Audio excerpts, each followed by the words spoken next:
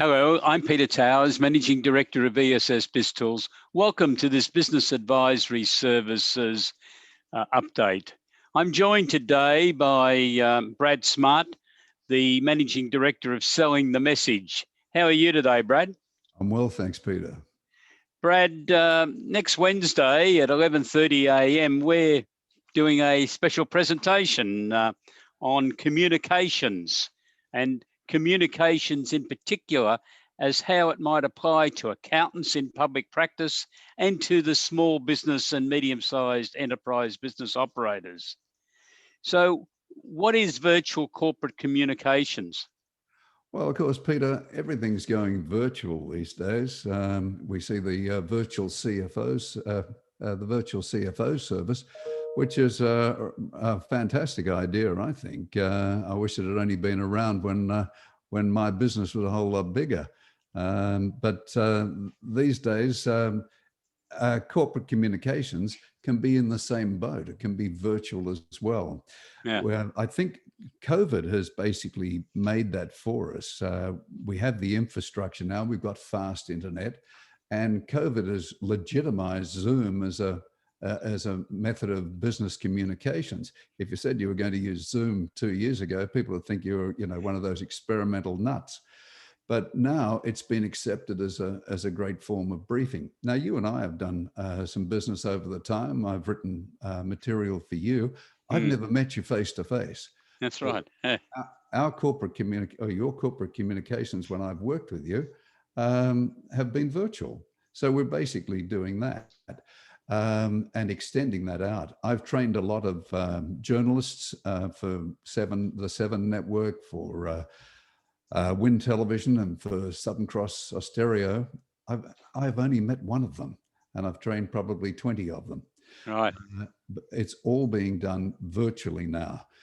Now, for small and medium-sized businesses and accountants, $100,000 to put a corporate communications person on staff is unrealistic for many of them. And it's not only that cost, it's the on costs, and then it's the support staff that they need. So that becomes a permanent drain on their payroll. Now, big PR agencies and advertising agencies have lavish front of house, and the client has to pay for that. Not so with virtual communications. You've got access to advice and access to people to perform those tasks that are necessary for you to get your message out there, all at the press of a button. Okay, so it sounds very. So, what type of services are you going to be able to provide to accountants to help their SME clients? Well, I think out of the impact that COVID has inflicted on many accountancy practices and SMEs, they're going to need to get out there now and start reestablishing their brand name with their existing clients and with their future clients.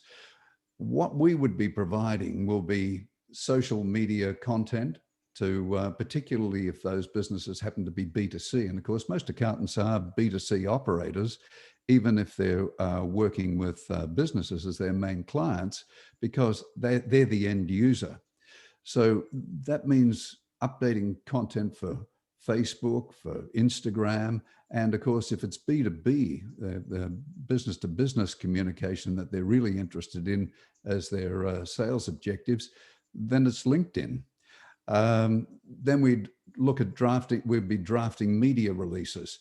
We've got a lot of experience in this. I still believe there's a lot of value left for SMEs and for accountancy firms in traditional media. I don't think everything needs to be put into the digital pot. I agree with you there, yeah. Yeah, we'd also be creating blogs. Now, I've written many, many blogs for people like yourselves, and also for websites. There's a website called Radio Info. When I write for Radio Info, they say, "Oh, we get 10 times the readership when you write compared to our normal articles." So that's why, of course, they want me to keep writing for them. The whole thing about blogging is it establishes credibility and it establishes authority. It sets companies up as the leader of thought in their particular field. Then we'd move on to writing email chains and sales funnels. We could do reports, newsletters, and promotional material. There's graphics and website design. And of course, my specialty is really in video. I've been doing videos for nearly 40 years for major clients like Telstra, IBM, Ericsson, Multiplex, Microsoft, and governments around the world. We've had terrific response from our videos, or they wouldn't keep using us, of course. Then I've also trained, as I mentioned before, training TV and radio journalists, but I've trained senior executives and public servants in how to sell the message. CEOs are generally bright people. They know how to write a presentation, but very often they can't sell that to an audience of any size, whether it's a one-on-one with a sales meeting or an audience in an auditorium. They have difficulty getting that message across. Okay, right. And finally, I'd say strategic advice. We can offer the experience that we've had over 40 years in this industry. And many companies make decisions that impact on their brand and impact on their reputation. And, you know, before they make some of these controversial decisions, maybe they want to have a talk and see what impact it's likely to have from that a third party can see. Okay, so that hopefully gives our listeners a good idea of what we're going to be discussing on Wednesday, the 10th of February at 11:30 a.m. AEST. And we'll be doing a live feed on Facebook on that occasion. So thank you very much, Brad. I look forward to talking to you next Wednesday, when we'll have a full 30-minute overview of this very important area of corporate communications. Thank you very much. I look forward to it too, Peter. Thank you. Have a good day. Bye.